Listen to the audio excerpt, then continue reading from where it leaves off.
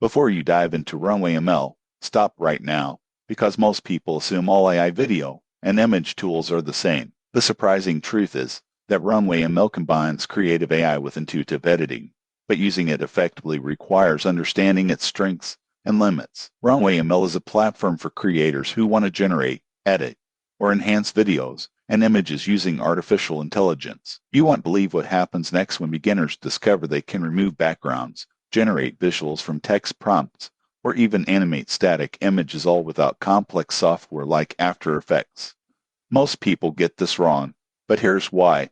They expect AI tools to produce perfect results instantly. In reality, quality depends on the input prompts, video length, and chosen model. Spending a few minutes tweaking parameters often produces dramatically better results. The platform is accessible by web and desktop apps.